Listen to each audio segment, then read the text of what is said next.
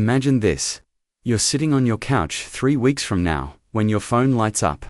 Your friend group chat is buzzing about plans for Saturday night. Someone suggests dinner and drinks. Everyone's excited. The energy is infectious. You feel that little spark of social momentum, and before you can think twice, you type out "Yes, I'm in," and hit send. Fast forward to Saturday morning. You wake up, and the first thought that crashes into your brain isn't excitement, it's dread. Pure stomach-twisting dread. You stare at the ceiling, wondering what version of you agreed to this. That version feels like a completely different person. A naive idiot who didn't understand that future you would be tired, anxious, and desperately craving the comfort of your own space. You start crafting escape routes in your mind. Maybe you'll get a headache, maybe something will come up. The event you were genuinely excited about 2 weeks ago now feels like a mandatory court appearance. Welcome to what psychologists call the planning fallacy's evil twin. But this isn't really about bad planning. This is about something deeper and more brutal. You're experiencing the collision between two fundamentally different versions of yourself, future you and present you.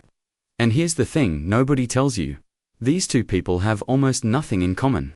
They might share the same body and memories, but their priorities, energy levels, and tolerance for human interaction exist in completely different universes.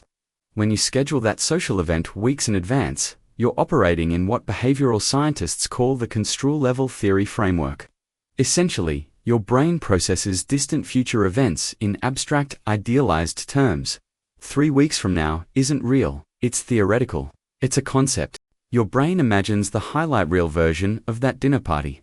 The laughs, the connection, the feeling of being alive and social and part of something. You imagine yourself as the protagonist in a coming-of-age film, effortlessly charming and energized. Your brain literally cannot access the physical sensations of that future moment. It can't feel the exhaustion you'll have from your week. It can't process the specific anxiety that LL hit when you trying to figure out what to wear. It couldn't predict that your social battery will be at 7% because you had to do 3 Zoom calls that day and talk to your landlord about a leak. Meanwhile, when the day actually arrives, you're operating in what's called near-mode thinking.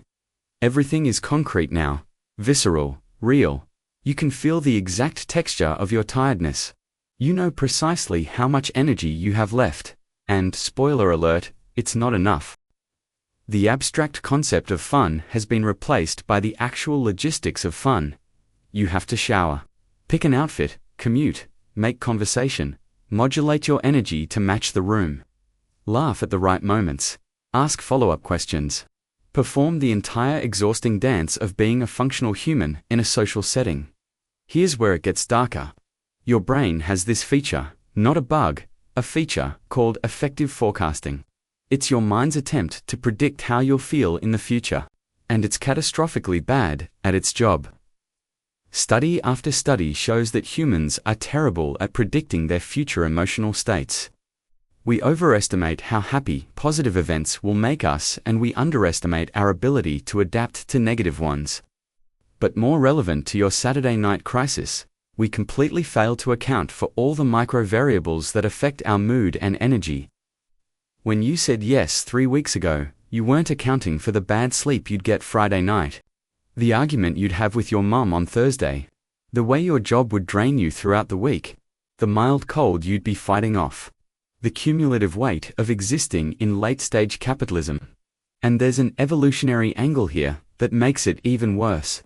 Your ancient brain is wired for a world that no longer exists. For most of human history, social connection wasn't optional. It was survival. Being part of the tribe meant protection, resources, and reproductive opportunities. Being excluded meant death. So your brain developed this powerful drive to say yes to social opportunities, to commit, to bond. That impulse is still firing in your modern brain, even though you're not actually going to die if you skip book club. But the yes impulse activates immediately when the invitation comes. It's primal.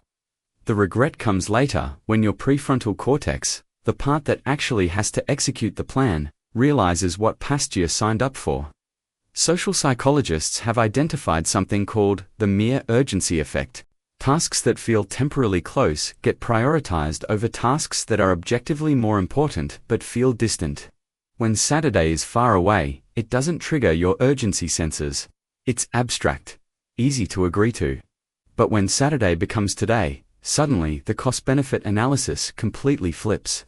The immediate cost of leaving your house, putting on pants, being perceived, becomes overwhelmingly real. The abstract benefit of social connection, uncompete with the concrete desire to stay in your safe space. Now here's where it gets really cynical. You're not actually torn between two equal options. You're experiencing what researchers call action-and-action asymmetry. Humans feel worse about negative outcomes that result from action than identical outcomes that result from inaction.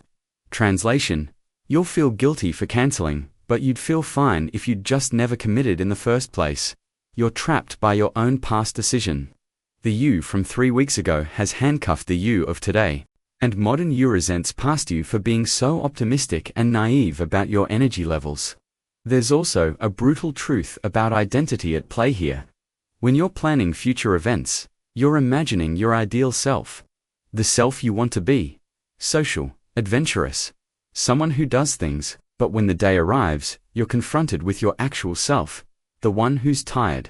The one who's been masking all week. The one whose idea of peak happiness is soup and a mediocre TV show. These two selves are in constant war, and the actual self almost always wins because it's the one who has to do the work. So what's the takeaway from all this psychological carnage? First, understand that you're not broken, you're not flaky, you're not a bad friend. You're just a human with a brain that evolved for a completely different world, trying to navigate the exhausting social landscape of modern life. Second, start scheduling like you're scheduling for a stranger, because functionally, future you is someone you've never met.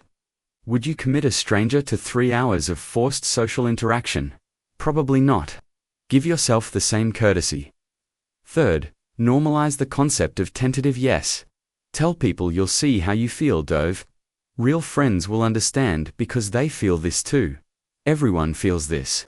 We're all just pretending we don't. And finally, accept this dark truth. Sometimes the cost of maintaining relationships is doing things you don't want to do. Sometimes you have to override present you for the long-term benefit of having people in your life. But you get to choose which times those are. You're not obligated to honor every commitment past you made in a moment of delusional optimism. Past you doesn't run your life, you do. And if that means occasionally canceling plans and dealing with the guilt, that's still better than spending an entire evening wishing you were anywhere else. Your energy is finite. Your time is limited. Stop letting the ghost of your past self make decisions for the person you actually are.